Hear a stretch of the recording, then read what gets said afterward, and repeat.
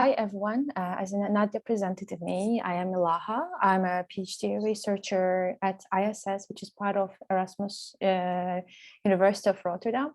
And my PhD research has focused on understanding the societal, social aspects of the material circularity. And obviously today we have a bit of a short time, so I don't think I can cover all my work of PhD, but I will just give the highlights what I do, in which direction I'm actually trying to understand and conceptualize material circularity. So, so my work started with the understanding the critique towards circular economy, and the major critique from social sciences perspective, it is that the circular economy literature, both academic and policy literature, and the practices and the policies have been lacking the relevance, and also have been neglecting social and political perspectives. So circular economy has been most about economy and environmental indicators, while the social and political aspects were lagging behind. And as such, the major body of the literature and the policy work has been apoliticized and also instrumentalized, if you can say that.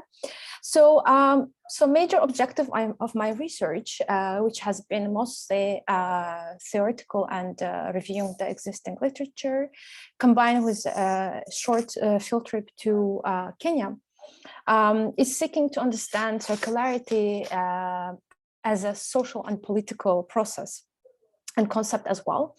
And my idea and argument is that circularity is a process, is a complex process that should be studied and understood from both material and social perspective. So this combination is mutually constitutive. And so I'm studying it in three main directions. The first directions, I'm looking into these actors and networks. So trying to understand who decides what, who does what in material circularity. And again, if you look into the literature, there's a big criticism that that the society and societal actors have been framed as consumers, and they have been assigned as a passive role in the whole transition to material circularity. So we neglect to understand their participation, recognition, and distribution as such. If we assign them only implementation roles. So I'm looking into different actors, both formal and informal, because as Nadia mentioned, my research area is focusing a lot on low and middle income countries. So I'm also trying to understand informal actors in the process, and looking into what are the networks around there, and how these networks and actors are embedded in the processes, and also looking into their social interactions around the material circularity. The second direction that I am very much interested in trying to understand is the discourses. So how social and political issues have been framed in circular economy so far. So, and the main evidence aspect is that it is pretty much instrumentalized. So if we see the literature and the policy and academic literature, it is usually about creation of the jobs, bringing the benefits, economic benefits, and societal aspects such as the labor practices, human rights, community well-being, but also the participation of the diverse actors, usually sporadically incorporated to the literature, and also the job opportunities, creating green jobs and more jobs, and creating more employment opportunities are the major discourse framing around social aspects when it comes to circular economy. But I'm also looking to which actors, how frame their discourse, like who is actually involved in designing the policy documents, but as well as academic literature. And the third, which is a very important factor, is knowledge, and whose knowledge is counting in. And when it comes especially to material, because, as I said, I'm trying to understand social aspects, but in the combination with material aspects. So especially when it comes to the low and middle income countries, it's important to understand how the knowledge of these diverse actors are counted in or not counted in. So so far, the circular economy academic debates have been overlooking the role of the people, communities, the social work, and also informal work, which is not counted as formally in, and also the agency of the non-human nature as well. So, and the knowledges of actors, diverse actors, and especially the local actors and the community level actors are not integrated so much to the policy work. For example, in few countries that I've been scanning so far, that you see that most of the times in the policy work, it is private sector and state agencies and international donors getting involved, while local communities and local knowledge, especially informal knowledge, is neglected from the discussions and knowledge creation. Saying this, it's also important to understand that so far, integration of the community level knowledge, which includes different principles around circularity, which is resharing, reusing, remanufacturing, redesigning, have been neglected and not integrated to the policies, both in global north, which is the context of European Union, but also the global south countries.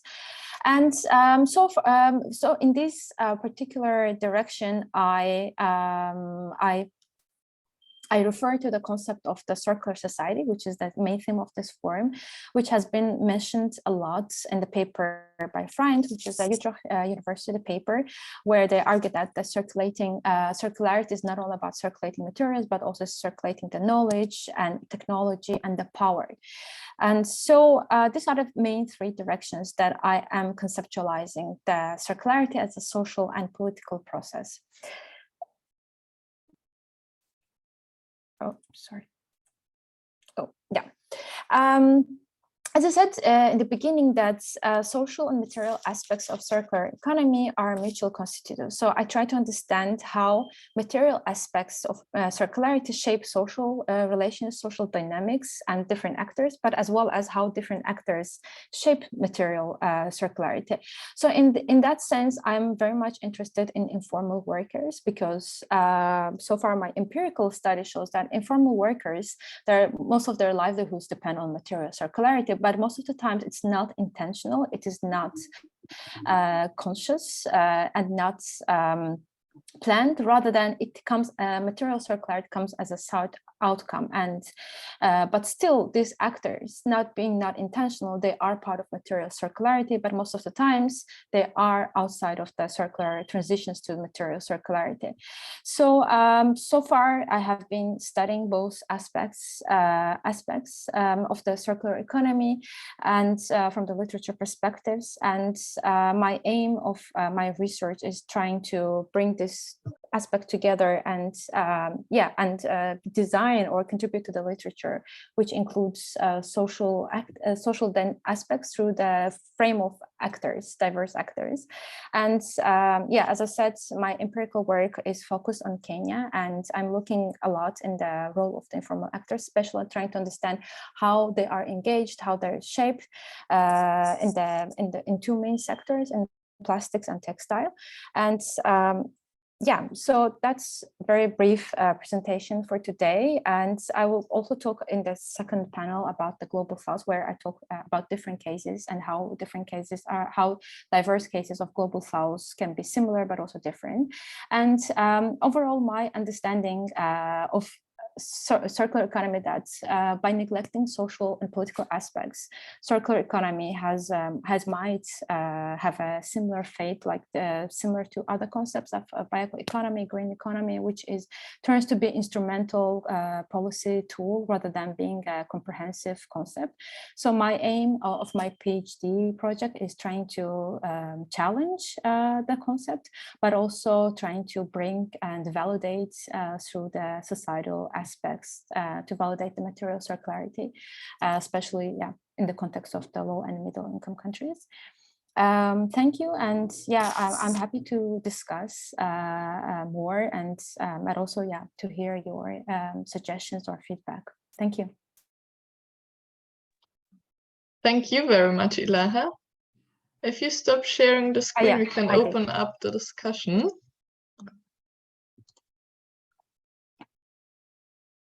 Are there any questions in the audience? I see hands, 2 hands. I think that was applause.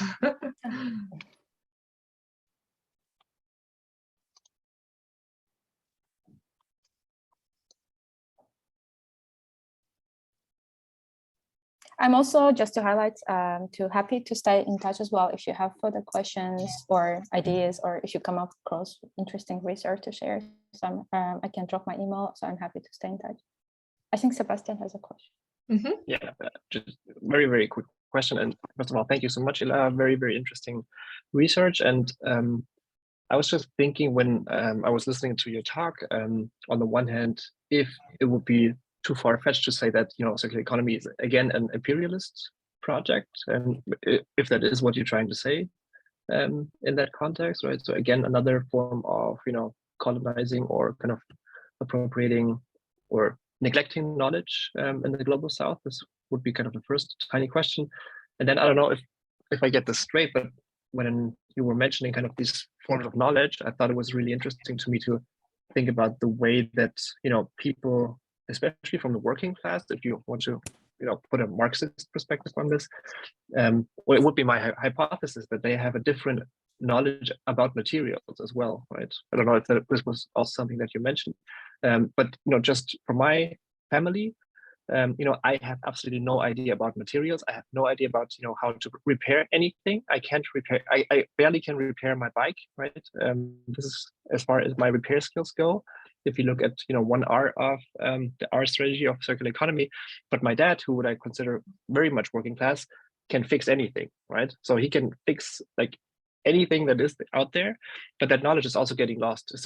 That would be kind of my hypothesis, right? The knowledge of fixing things and knowing the materials that are in there and how to recirculate them is hypothesis kind of getting lost in the West, I would say. And that's it. Thank you so much. Yeah, thanks a lot for a very interesting question. Yeah, on your first question, I think that's very, very important, especially because I am based at quite a critical institution. So I had to justify researching this topic before actually starting this research.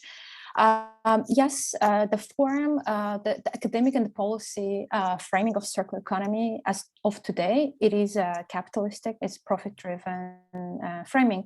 But I think through my work, I'm trying to challenge that framing. But I'm trying to challenge the framing, not concept itself. And that's why I'm also refraining to use the circular economy concept as if it's not necessary, because that economy part is a bit problematic for me. That's why I use material circularity, because it's more about process. And if we talk about the process, and you can frame the process differently, and you can also challenge the academic debate, but also policy debate, and that's what I'm trying to do. But I don't think the concept itself should be neglected. I believe the concept itself is very radical in its core. If you read also on academic the roots of the concept itself. So like bringing the social and political awareness to the concept, and also bringing the aspects and of different actors, I believe it's possible to challenge the concept, but it's possible also to use the concept for academic, but also policy or practical purposes. And that's why I'm also learning I'm doing a case study on a few community-based circularity initiatives, trying to understand how you can actually have material circularity based on non-profit models. And so in that sense, yes, I think the answer is yes, but it's also, I also believe that the agenda, academic and policy agenda of circular economy has been pretty much hijacked by state and private sectors. But maybe it is time, to challenge that. And for your second question, yes, there is a knowledge on different principles of circularity that is very much embedded in older generations, but also in global South countries, which is repair, reshare, reuse, and etc. But I think because I'm not an engineer, so I'm also trying to refrain having the practical perspective to circularity. So that's why I'm also focusing on different. So when I choose case studies, I'm focusing in, for example, I have one case study that I study recycle and reuse of plastics, and the second one is resharing. So because I'm more interested in the processes, in how you create the knowledge, how you create the, how you engage different actors, rather than the what you do with the plastics. And yeah, but I think if you think of the circularity as a larger process, I think in the context of the low and middle income countries, the larger issues lay in the actual redesigning and remanufacturing, because most of the remanufacturing does not happen in those countries. Actually, indeed happen in the global north, redesigning and remanufacturing. So yeah, so it is, of course, it's important to also distinguish what kind of material circularity we're talking about. But there is, especially among the working class and informal working class population of the low and middle income countries, there is an immersive knowledge about material circularity, how to deal with materials. Maybe sometimes it is not comprehensive, it's not profound, it's not high tech, but there is immense knowledge on how, yeah, to deal with the materials and different kind of materials, which is pretty much neglected by the policy community and also by private sectors. And because most of the times these informal workers are used as a tokenism when it comes to formalization of the markets for profits. Yeah, I don't know if I've answered to your question. Perfect. I think also, Jana, maybe your question is also answered now that you put in the chat. Otherwise, please write again, and I'd hand over to Melanie. I mean, we are now at, thank you very much for your talk, first of all. We are now at the Circular Society Forum. Do you see any sense in framing the phrase as circular society instead of circular economy, and with all the implication, of course, that this framing might entail, would help? Or is it, I mean, what do you think with your agenda? It would fit to what we have in our mind as circular society, but do you think that helps, or is it a problem that it's too similar to circular economy and will also be captured by big players? Yeah, thank you for the question. It's a very interesting question that I'm also processing for myself as a researcher, but also as a person. And I think, to be honest, I don't have a clear-cut answer for that right now, but I have reflections that I have been thinking, especially since my fieldwork. I think there are pros and cons, especially applying a circular society the wording to my work, because, as I said, I'm trying to understand how social and material circularity are mutually constitutive or not, to what extent, how they're shaping each other. So in that sense, I feel there's a fallacy of using circular society, because then I'm neglecting the material aspects, because other things can be circular as well, but I'm particularly interested in material circularity and the societal actors. So in that sense, I think I'm not in the stage of my research that I can change the wording, but I think towards the progress of my PhD, maybe if I conceptualize the work better, maybe I will be more confident in using the circular society concept, because I feel it is quite a nascent concept, and people, most of the researchers, they try to conceptualize in a way that fits to their research. And so that's why I really like the conceptualization of Ryan that I have referred, which is about circulating of the knowledge wealth. But at this point, I'm mostly focusing on circulating materials.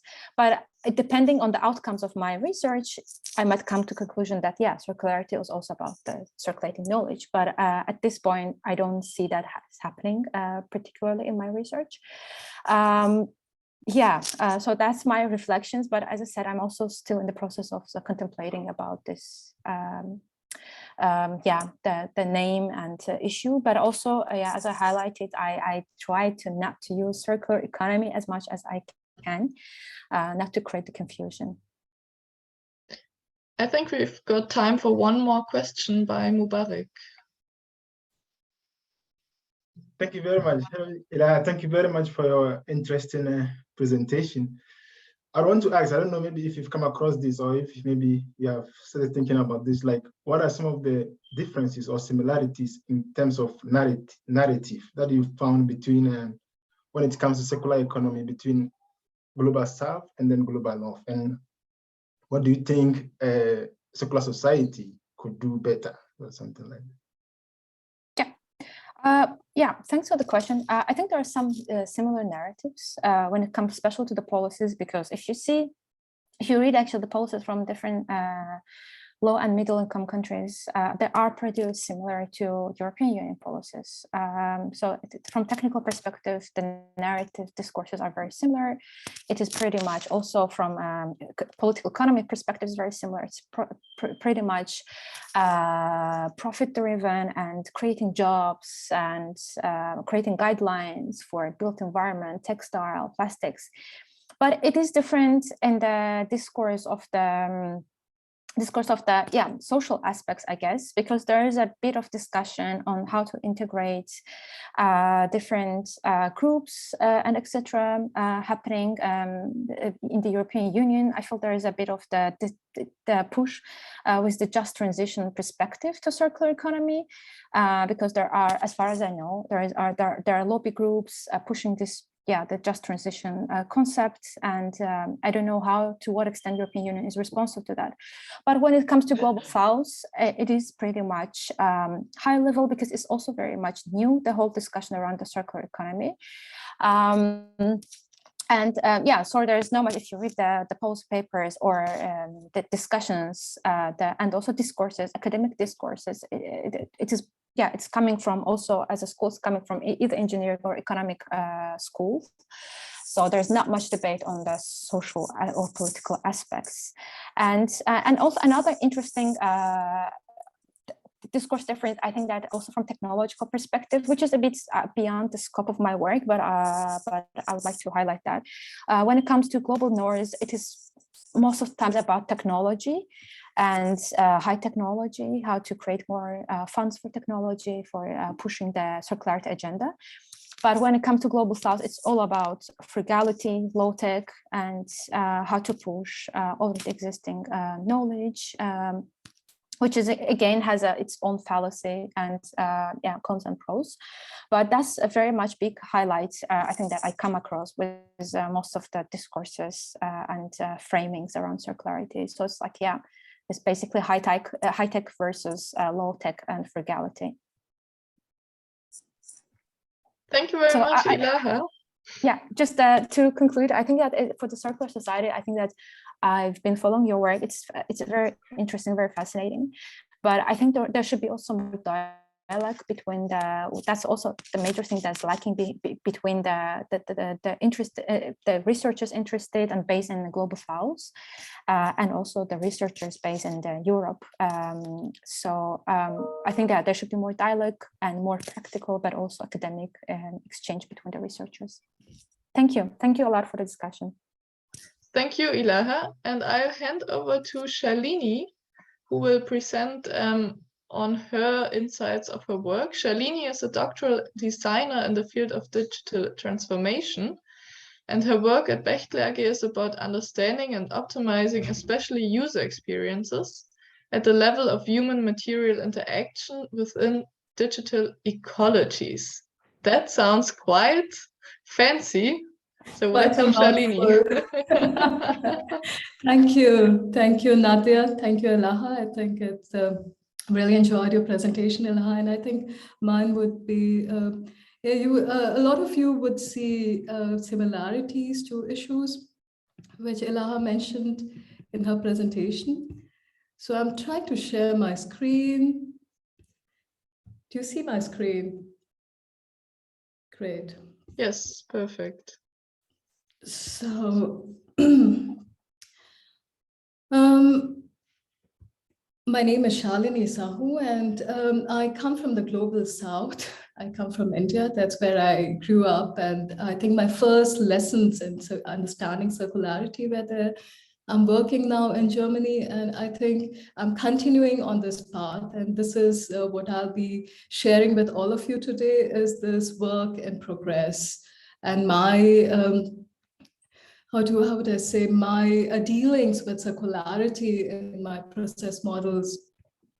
So I have divided my presentation today in three basic parts, like how do I understand circularity, why is circularity important to me, and how do I ensure circularity in my work as a practicing designer. So for me, so before I elaborate more on the theoretical aspect of circularity, I think my first encounter with issues revolving around circularity happened 20 years back as a young textile design student in India. And I was shocked when I saw the dyeing industry and the kind of harm this textile dyeing industry was doing at all phases, from laborers who were working with the colors in the factory, with the rivers, where the water, the waste was disposed, and not forgetting the villages that were located around this river, and then at the end, the consumers who were wearing the textiles dyed with chemical dyes. And on the other hand, at that time, 2 decades back in India, there was still quite a reasonable number of craftspeople who were working with natural dyes. And I saw the divide between what is and what could be for creating a more environmental friendly solution towards textile production. And this is where my journey with looking at circularity based on these 2 examples started. And so this is from where I come, and I would elaborate more how this understanding evolved and how I integrated it in my present work. So why is circularity important? I think right now what we are dealing with in the world, in our global issues, are extremely complex systems. And having said that, I would say that, our ecosystems, the way we live in the societal forms, how we live, these were also complex in other times in history. But what is happening right now is because of technology, because of the information boom, and whatever we have from it, what is happening is that there is a very strong reduction in time. And the strong reduction in the factor of time, when it comes together with the complex systems we deal with, the complexity becomes more dense. And this is why finding solutions for problems in these complex systems becomes so difficult. And the context is, again, what Rittel calls it as the wicked problem, where no solution is right or wrong, because every solution is somewhere right and every wrong solution might be somewhere correct. So the way I understand circularity and its importance in dealing with complex issues in our present society is really trying to find an iterative way to correct and to find a solution which holds over time. So circularity is a process which I see as an iterative form which holds over time. So how do I ensure circularity in my product development? So what I found out at this point in my work is that I work with 4 basic pillars. First is being evidence-based in my product development. And what being evidence-based does is it brings in process clarity. And this process clarity is needed to build system-centric solution. And the 4th is designing the common good. And designing the common good is an intention. And this is for me in my work, it builds the foundation of how I work and how the projects I take on, the decisions I make in this project. And I think this intention plays an extremely important role for system-centric solutions as well, because this is the core on which everything else is based on. So I'm today sharing with you a brief project, very briefly, a project I'm working on right now. It is, I don't know how many of you have heard about the GaiaX initiative. It is a data ecosystem which is being built by the European Union. And the USP is that this data economy will be built on European values. And we won the project last year. It was from the BMWK, the Bundesministerium für Wirtschaft und Klima, and I'm working for Bechtle. We are leading this team of experts where Dataport, Fraunhofer, Focus, IONOS, Univention, AWS Institute, and IMC are a part of the consortium. Elaborating a bit more on what the GaiaX initiative is, when the people who were responsible for this got together and were trying to build it together, I think this diagram explains it very well what it is, because this is where it starts. It starts at the policy level, and it is for a digital product. I think it is revolutionary that we start at the policy level and not at the marketing level. And this is for me the USP in this project, this European value which we are trying to propagate in this data ecosystem.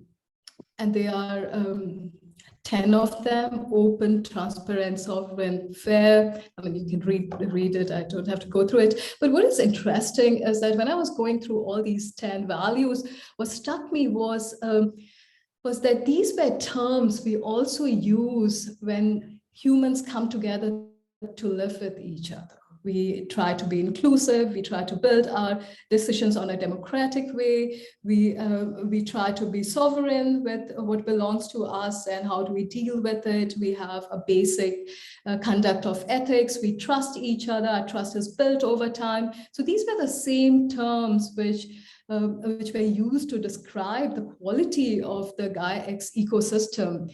And the possible federation on which I'm working with the consortium is a lighthouse project, and the possible federation will have a set of digital components, basic digital components which you need for collaborating or communicating online, and then there's a series of smart services built on these. And we are working on 3 domains: small and medium enterprises, the public sector, and education.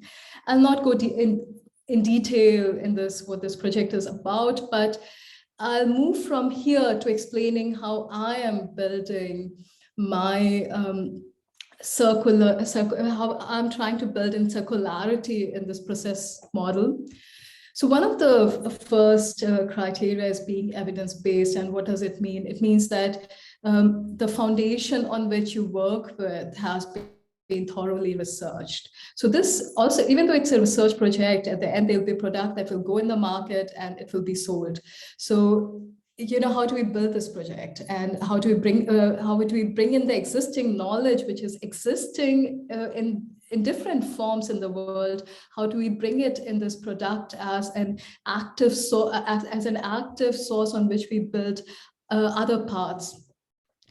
And these are the 3 levels on which this project is built: the essentials. This is also where the basic rules of how we become GaiaX conform is there, the policies are there, but also when we look at the use cases, for example, if the product possible needs to be implemented with the Schulverwaltung in Bremen, then the Schulverwaltung in Bremen becomes a focus group.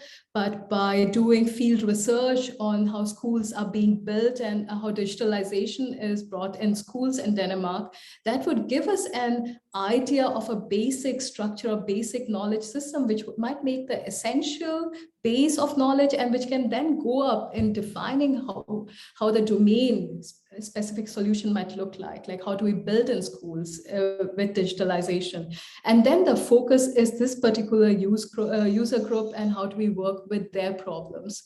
And so these are the three layers, and this is where we need evidence-based working to maintain process clarity, so that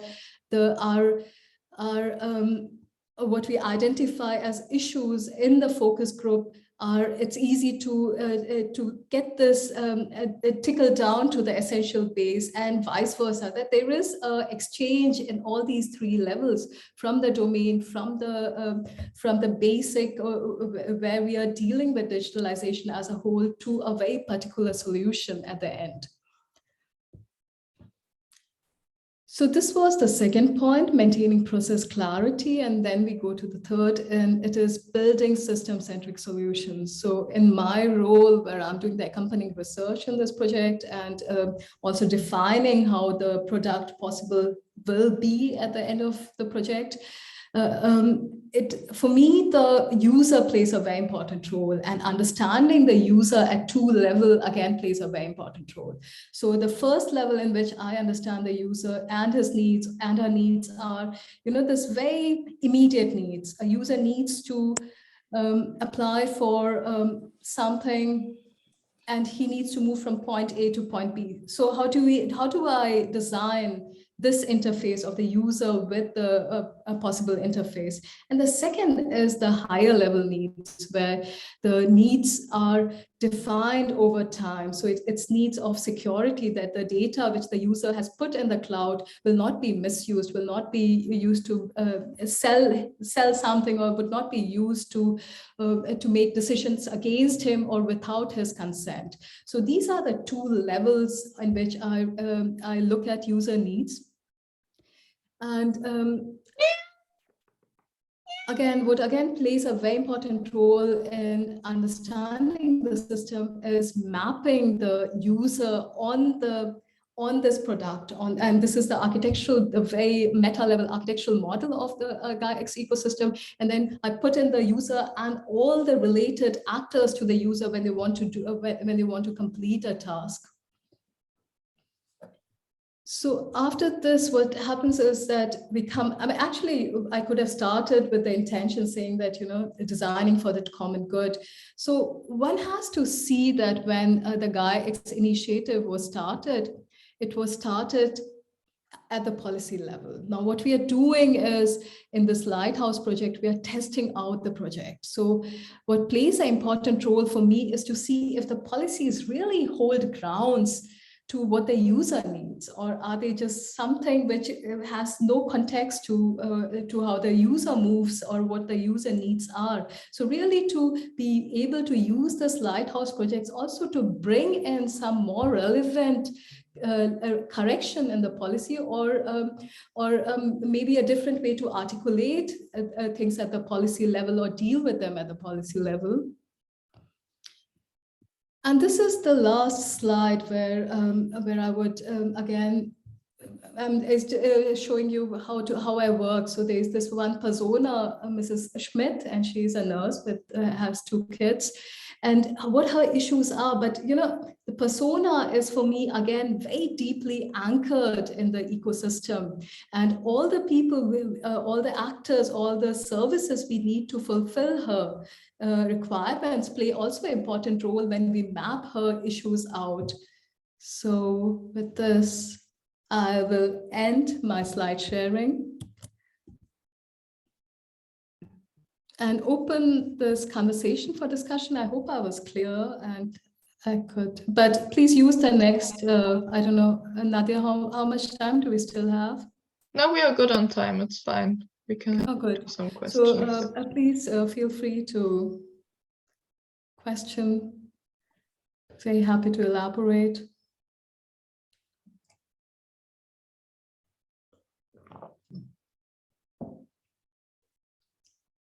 And if I was too quick, because this is a complex project, and I'm very happy to repeat also. Yeah, so if there are also any questions of understanding, that's totally fine. Yes, please. Ilaha. Yeah, thank you for the presentations. Very interesting. I think it's a bit harder for me to comprehend it, but it's very interesting. And I'm like interested in how you foresee the application. Yeah, the first the perspective I would be interested in, like how you see the application of this, the models and the layers you have designed. Do you have specific area that you would like to see the application? And the second, have you used or are you going to use any collaborations from other fields or from other disciplines to integrate to your work? But thanks, it's very interesting. So my Ilaha, if I understood you correctly, just a second, I'll just.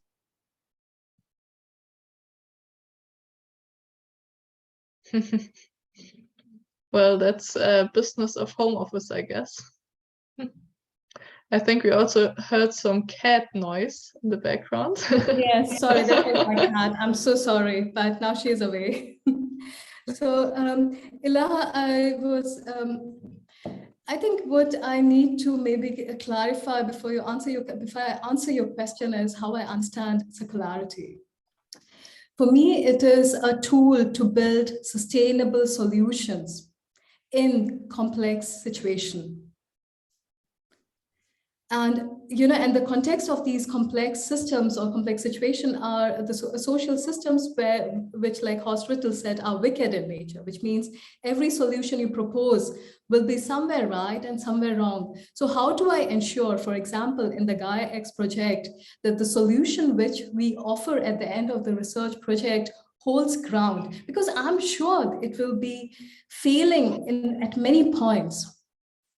So the only way I can assure that it is more sustainable is to build in inherent sense of iterative procedural clarity. And this you can only do it when you work evidence-based, when you work system-centric, when you define the higher goals on which you work with. What is the intention? Like when I'm building this lighthouse project for Gaia X, for me, it's very important to see that even though it's the ministry is financing the project, for me, the person who is in the middle of my whole decision-making process is Mrs. Schmidt. It's the citizen. And that in this product, ensure that democracy is taken care of. It's a big burden, and the only way I can assure it is to make procedural clarity, make my work evidence-based, articulate my intentions, so that even after the project is done and it is working, and something fails, one is able to come back, look at everything, and correct it. So this is my intention. This is how I work with circularity in process development. And I must say, I very consciously avoided reading things about circular economy, and because I really wanted to have, find out my path in dealing with complex social issues. Yes. Thank you, Shalini. Are there any more questions? I mean, either all of you agree with what I say, or I'm not making sense. I've got one question if there are no more. What are your concrete next steps in the project for like the next half a year? So right now in the project, we are working with defining the use cases. And what is also interesting is that there are three main main work packets which we're working with. So there's the technical group, which is building the minimum technical requirement on which we'll base the product and we'll do the testing. And then there's the use cases which we're building on. So use and to really understand what the user needs are, and then map it on the technical framework to see, the user needs, does it have a resonance on what we are trying to offer as a technical solution? How will this be changed or need to be corrected? And the third aspect is really also looking at this whole thing of the business case, because at the end of the day, it is a data economy. And with the business case, what again becomes very important is how do you develop trust within the user? And the business case is also something which again works very closely with the other two work packets, so that we can also continuously redefining how the product will be. Sebastian. Maybe just as a follow-up to what you just mentioned, Shalini, thank you so much for giving us this, insight about this really, really interesting project. GaiaX is really, I think, a really lighthouse project. I think what I was struggling with to some extent was, or kind of the way I tried to make sense of your talk was that you're trying to me, kind of map or kind of integrate system innovation to some extent with, I would say, I would call it lean startup methodologies and design thinking methodologies, right? So user-focused, iterative kind of processes. Yes.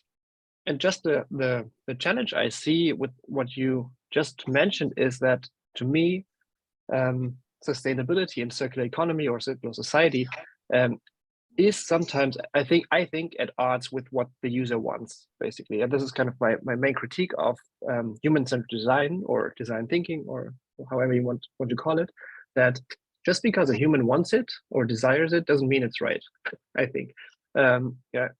The last 100 years of capitalism showed, that just getting people what they want isn't the best way. So this would just be my feedback on this, right? So if you want to integrate a more holistic approach of, a circular society, innovation process, whatever that might be, maybe user focus is one part of the problem or one part of the solution, but only one. And I think there are other systems. And you mentioned wicked problems and system innovation. I think there might be other factors that that you should look into when you design kind of your business cases or whatever you want to design. Does it make sense what I'm trying to say? I think I understand from where you're coming. What I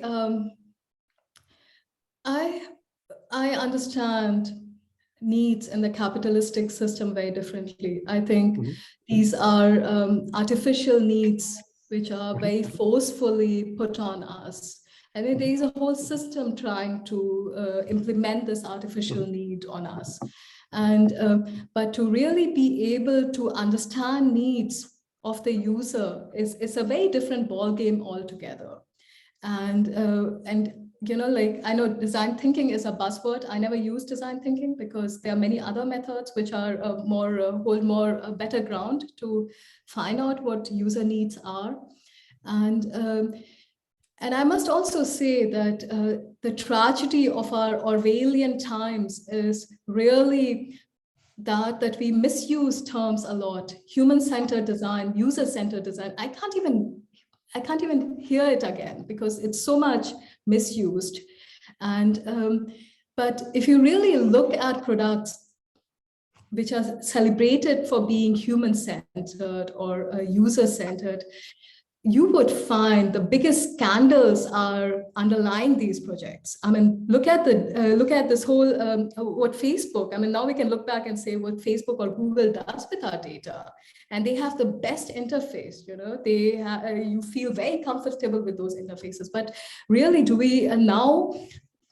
The fact that they were not looking after the higher level needs of the user is a problem now for us. And we are trying to deal with it at different levels. So I think for me, it's all right. For maybe after 10 years, I say the approach which I have right now was wrong. But right now, for me, in the middle of my, the nucleus of my project is Mrs. Schmidt. It's the citizen. And when I say citizen, it's not a randomly selected term. I'm not saying user, I'm not saying consumer, I'm saying citizen. And this is there's a whole work behind it where I say in the middle of my work as the nucleus, the driving factor is Mrs. Schmidt, the citizen. And why do I need the Geschäftsmodell or the business case? Because that is, at the end of the day, this is a data economy. Data will be exchanged. It will be traded in. I need to go in there to see if the higher level requirements of the user is taken care of. It plays a very important role. And again, I think I am, by coming and showing you my work in this forum, Melanie, I think you asked Ilaha about this forum. And I think I'm pushing the boundaries of how we understand circularity. I use an iterative way. I use a procedural clarity, evidence-based. So, in a way, I know what I'm pushing the boundaries of circularity, but I think it's important. Melanie. Yeah, thank you, Shalini. Just a quick remark. I totally agree on your diagnosis on what kind of needs are created by markets, particularly capitalist markets, and the protectionism that is kind of keep the capitalist market running. But at the same time, it's a very tricky thing talking about needs, because I mean this differentiation between artificial needs and real needs and wants and desires, can always be very paternalizing. So because I mean we live in a consumer society, and it is a need to have 3 smartphones for some people, because otherwise they can't participate in their peer groups, they can't participate in social life, they need that for their job and so on. So I mean, I don't want to naturalize these kind of overconsumption, but at the same time, it is a need. So the problem is, or the question is really, what kind of needs are we going to work on? And I think this is a very individualistic thing on the one hand, but at the same time, it's a very collective thing, because we just can't take everything we need in the end. So that I think that's a very tricky thing, and I think your approach fits well into balancing this out. But we need to be very kind of tentacular thinking, have a tentacular thinking mode, and really never trying to say, okay, this is the need, and everything beside it doesn't exist or shouldn't exist. So yes. Melanie, thank you very much, because it's good that you put this together again, because this is precisely how I see it. The context where we are working right now as designers or policymakers are extremely complex. Like the context of wicked problems, no solution is right or wrong. And the only way I think one can deal with it is being system-centric, that you kind of map the system and see, with the decisions you make, how does it influence the other actors in the system? And I think this is, again, the fact that designing for the common good as an intention is not bad. I think it's a good start. We'll need a lot of iterative cycles to correct our solution, but I think these are some of the building blocks which might assure us that the solution at the end is not too wrong. Thank you. Thank you very much, Shalini. Okay. And I think that's a nice finish. And with that, I would hand over to Sebastian and Nina. They will give us some insights, or will take us on a journey of speculative design. Sebastian is soon the head of innovation and entrepreneurship research at I always struggle with it, Strascheg Center for Entrepreneurship. And Nina is a psychologist, learning designer, and coach at UnternehmerTUM. So please, it's yours. Hello. Thank you for the kind introduction, Nadia. I think Sebastian is about to share the screen, and I think this method discussion we had at the end fits very well to what we have planned in our session. So, but before that, let's quickly wait for the slides. So, thank you. We see the slides. Not anymore. Just 1 second. Okay.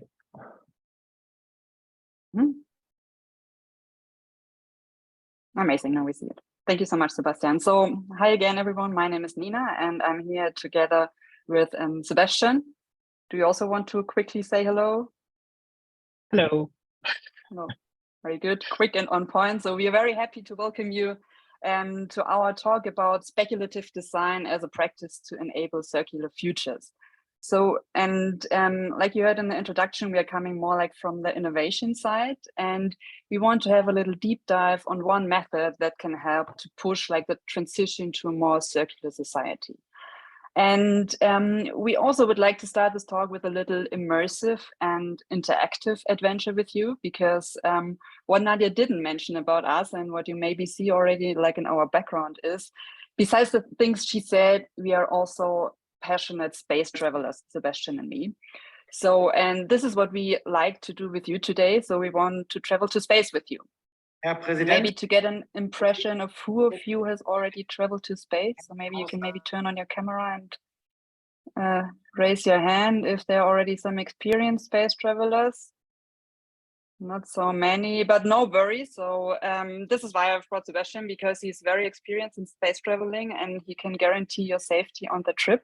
So this is why I want to hand over to him. Sebastian, please guide us into space. Thank you so much, co-pilot Nina. I'm your co-pilot today. So my name is Sebastian, and before we start, I have to take on my glasses that are safety glasses for space. Nina also has hers. Great. So if you don't have these glasses, don't worry. We'll guide you through our space journey safely. But before we start, you have to turn on your videos, if that's possible, if your camera works. So please turn on your videos. Okay. Now please sit like this. So put your feet on the ground, both feet on the ground because of gravity lag. So very important. Please hold on tight to your desk or wherever you're sitting. Okay. Let me just check. Are you ready? Can you give me some sign? Ready for space travel? Okay, Barbara, you have your safety glasses. I'm so happy. Okay. Because then we will launch into space. And it's great that you didn't have lunch today, because maybe you might be a little stomach sick. Give me 1 second, because the machines are just revving up. And now we should be able to turn on the engine.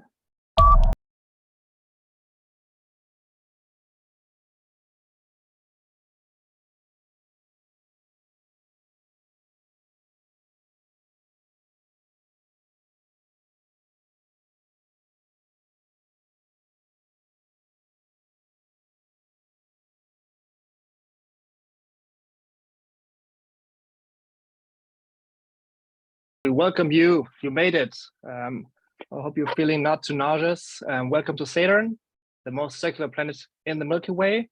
And with this, I hand over to your pilot, Nina, again. Yes, welcome again also from my side, dear Earthlings. You've landed on the most circular planet you can imagine in the whole universe. So where circular society has already become reality. And lucky you that you didn't land on Mars, because in our reality, Mars has been colonized by Elon Musk and is the most capitalist planet in the whole solar system. So you've landed on lovely Saturn, where all of your circular vision, circular societies, economies has already become reality. And this is also due to this beautiful ring that Saturn has around it. So with an infinite material flow. So there's every material, every resource, every product is saved there and upgraded again into the circular system. So, but we know that this is a little bit confusing for Earthlings, and you ask yourself, so what does that even mean? So this is why we have brought some products for you of Saturn, so that it's easier for you to imagine, so what it feels like, what it looks like. So, and here you see some of the newest products that you as inhabitants of Saturn can use. So first of all, we have the Infinity phone, which is very common on Saturn. So it's an indestructible mobile phone, so that you have your whole life. So only one product, one mobile phone, it never runs out of battery, with the latest function and style, like you see, very beautiful design. and it's passed on from generation to generation. Another product that we would like to present is the replicator. So maybe some of you already know that from Star Trek. So it's the replicator you know from there. So it can create everything out of nothing. So whatever you want, food, products, drinks. So it can replicate it with just pushing one button. So, but we also have some inventions about, that are more like societal. So Sebastian, what do you have brought as products? So besides these technical or technological inventions that we have on Saturn, and I just wanted to say the Infinity phone obviously has Snake on it. I don't know if you remember Snake, the game. But just to get you accustomed to the daily life of Saturn. So we have so each and every apartment that you will be living in has a microbial home featured by Philips, basically, and it is again an infinite loop of where you basically can cook. If you don't want to use the replicator to create your food, you can cook by yourself. And all the waste will be turned into, again, energy, and all, everything from the sewage will be again turned into waste. So there's an infinite circularity or circulation of products, of flows, of materials. And you might wonder, so what are people doing in their free time? The number one hit show, also, well, Netflix sponsored Saturn to some extent, is The Circle. If you haven't seen The Circle, it's about people, having love affairs with everyone in the circle.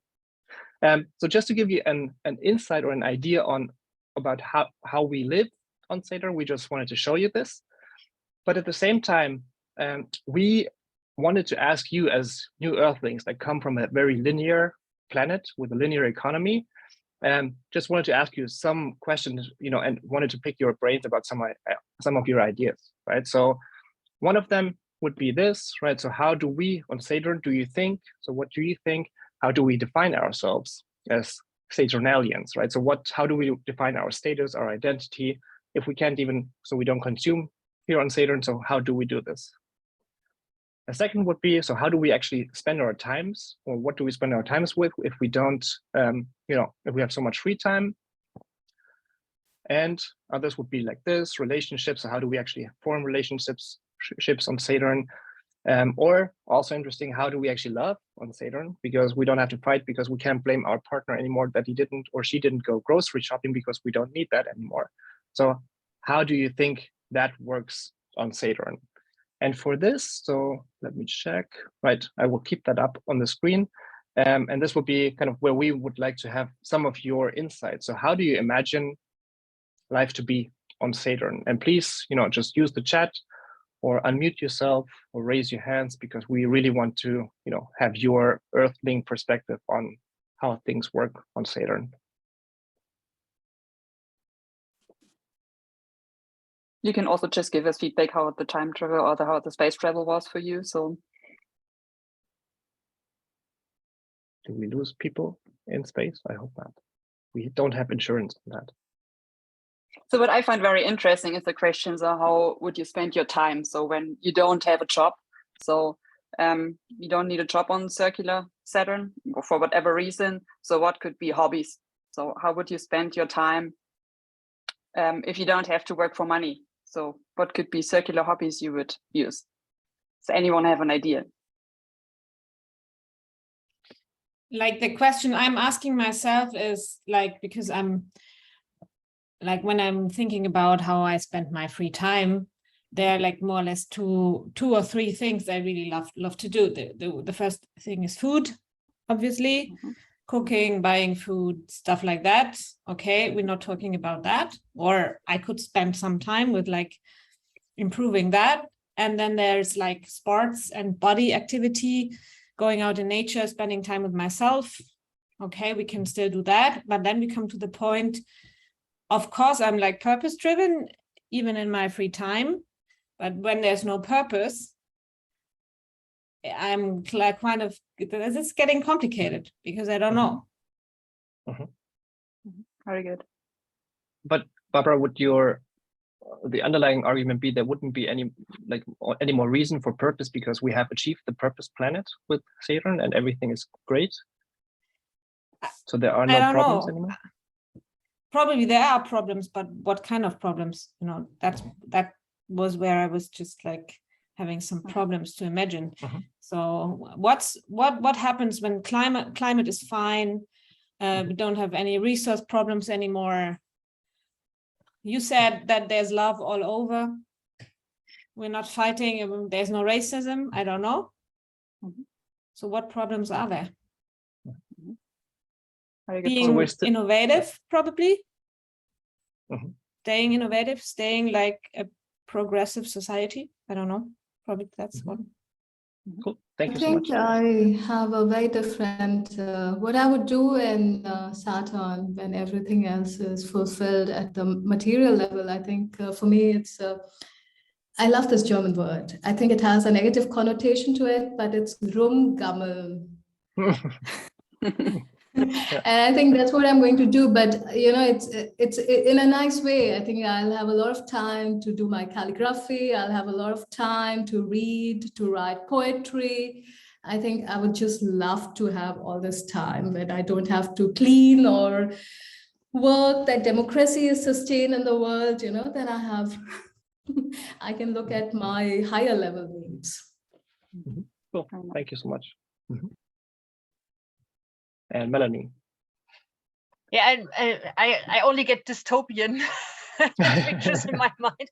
I mean, I don't know if you all know the film Wall-E, where I think everything is fine. People are just, they get everything they want, kind of. They are fed by some systems. They are flying around on motor beds, you can say. All robots are doing everything for them. And I mean, what are these people? They are just fat and lazy, hang around and can't move anymore. And I don't know if people are starting to exercise or do a lot of creative things or so, if they just have taken care of everything. I mean, I think maybe it's better if we engage more in subsistence practices instead of having everything fulfilled. But I could imagine that concerning status, will get more important how people tell stories, how entertaining they are. So they can't kind of gain their status by having a lot of things and get the envy of other people, but they need to be more entertaining. And maybe we are going back to be a narrating natives again or so, I don't know. But it sounds a bit dystopian, I think. But very cool. That's one of the angles that, you know, speculative design can take, the dystopian critical point of view. Okay, sorry, Nina. Yeah, true. I also wanted to say the same, so that the broadness of your comments and association shows very well so the power of this method. And this is what we want to do next. So go a little bit like on the meta level again and go back a little bit into more into reality, not so much, but discuss with you the method of speculative design and what the power is to apply it for circular futures. Sebastian, can you enlighten us? Yes, I'm trying really hard. Okay, so thank you so much for, you know, doing this very, very quick immersive journey with us. But we kind of, when we prepared this talk or the session, thought, okay, it's sometimes interesting to talk about theory, but I think it's more, we thought it's more interesting to actually get the experience of, you know, actually doing speculative design. So what is speculative design for all of you who haven't heard that term before? It's basically arguably historically coined by Anthony Dunn and Fiona Raby in their book from 2013, Speculative Everything. And what they have here, and I really like this as a kind of juxtaposition of, you know, what they call A, kind of classical design, and B, what they call speculative design. So kind of a more critical, more problem-centered, more critical social kind of reflection on you know, how the future could be like. And what they usually do in speculative design context is really think about the future and kind of different modalities of the future, as what could be plausible, what would be probable, what could be possible, what could be impossible, and then think about in kind of a negotiation process what kind of preferable future we would like to live in. And the basic idea of this is not to foresight or kind of do a foresight of the future, but it's really a reflection on the present and opening up our minds. And I think what was interesting in a lot of our comments is that I think it showed that we have really a lot of imaginative problems to understand, you know, what could a future really look like without looking at the present that we're living in right now. And this is where speculative design comes into it. I really like this graph, and, you know, Shalini, we just talked about kind of the different terms and different methodologies and so on. And as you can see here, speculative design is basically in the middle, in between unconstrained and constrained imagination, I would say, right? So constrained imagination is always kind of value-based, right? So there has to be something coming out of this, right? Like strategy, like design thinking, like business modeling, and so on. While art is really unconstrained, so there doesn't have to be a value necessarily for it. And speculative design is kind of in the middle, trying to bridge these grounds between what can we imagine, what could be possible, and what could be, you know, valuable to some extent.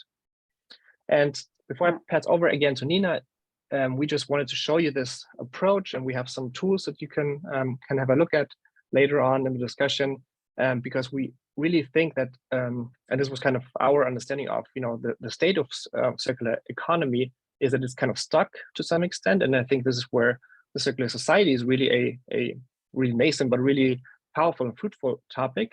But we thought speculative design could benefit, or circular economy or circular society could actually benefit in trying to open up our imagination and what that actually could look like, right? So a circular future or a circular society, or futures in plural, and really open up the different dimensions and also the details of, you know, what does it actually mean if we have a phone that lasts forever, right? So what are the implications of this? Because it's easy to say, okay, let's just build phones that last forever, but what about the social, the environmental, the relationship implications of this? And this is where I think speculative design is important and powerful, given that we have more than 10 minutes of time, right? But with that, I pass over to Nina.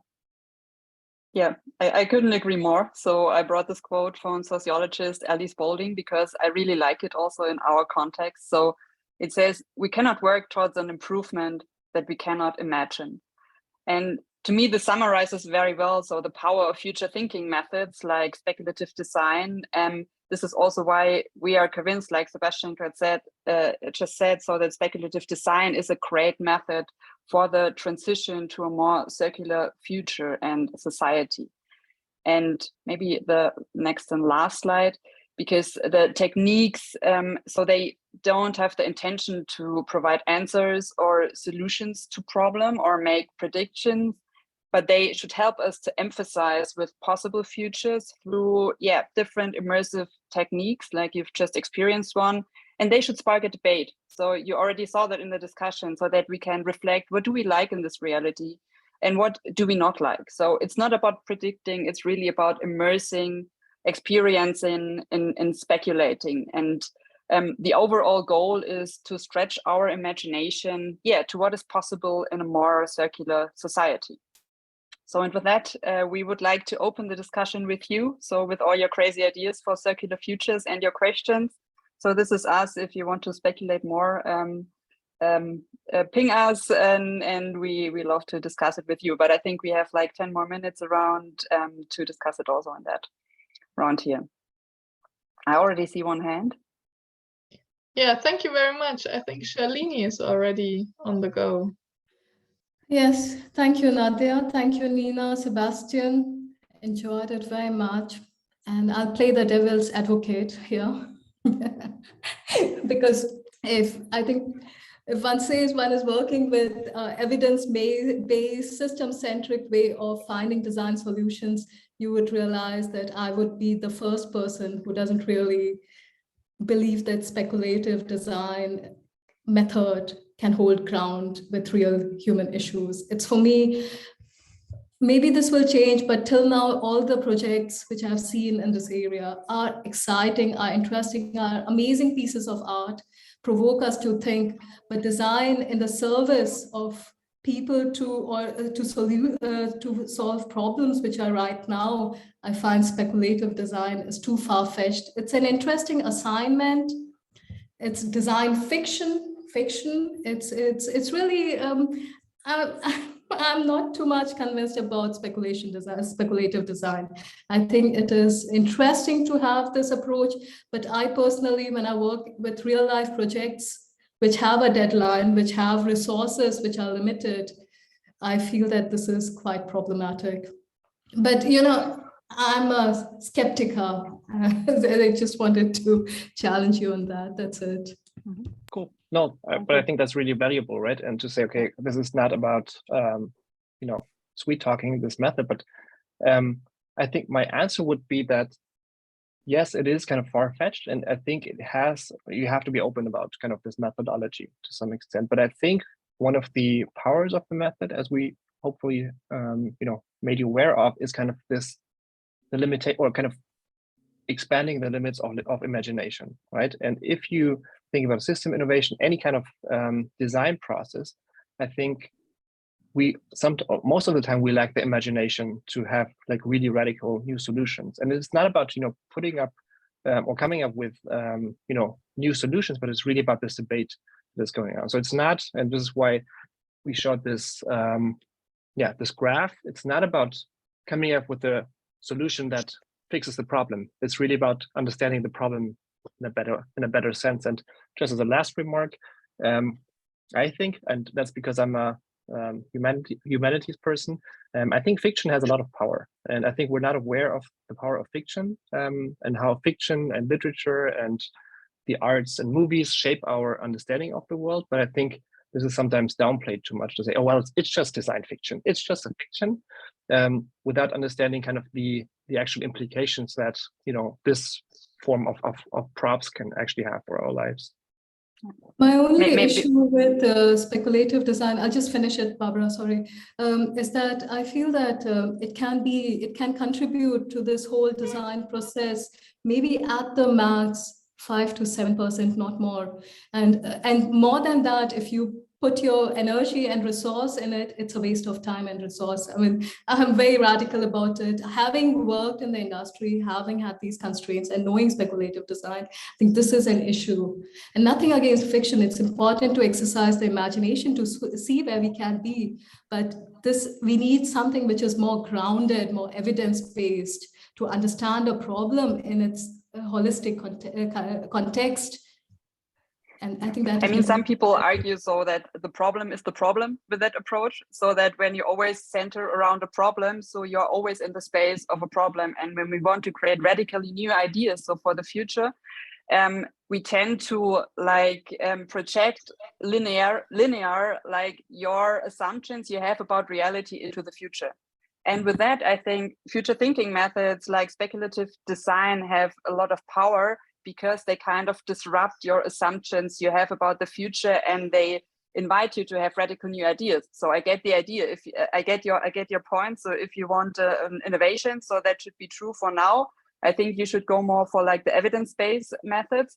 But if you really want systems change or radical new idea for great problems like climate change, then it's a method that can provide completely new ways of thinking about problems, and not so much for finding solutions, but for projecting yourself and experiencing these new futures, how they might feel like.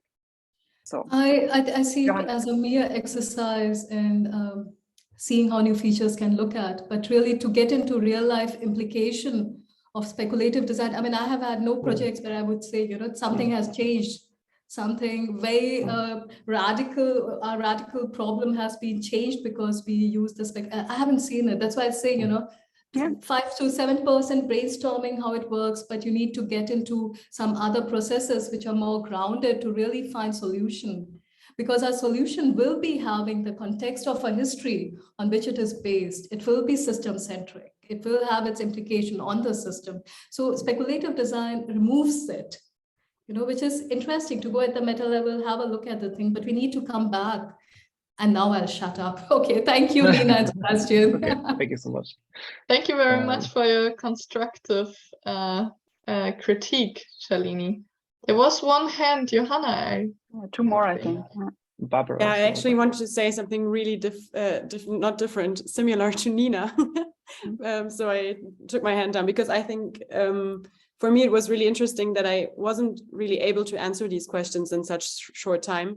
And it made me realize how I'm stuck within the existing system I'm in, and how hard it is to imagine having other problems or having no problems. And I also started to think a bit like Barbara, actually, what is the purpose, or would this kind of perfect world show us that we're there is no purpose, or would it make us all depressive or something? So I also had very interesting thoughts, and I totally agree that this method makes you think about whether the problem you're trying to solve right now is really the problem you should solve, or if there might be something else you could like work on in order to not have the problem anymore in the first place. So for me, I don't know, I find it really interesting what you just proposed. And I also think it's interesting to hear from you, Shalini, that in your reality, this has never really worked out. But I don't think it's necessarily only because the method doesn't work,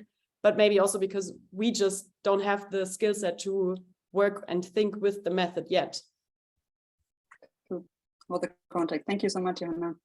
I mean, I just said I'll not be bringing in more point, but I think when you are dealing with problems which have time and resource constraints, you need many methods. So you cannot just put your Schwerpunkt in speculation to find a solution. It can be one of the many ways you take to find a solution, but not the only way.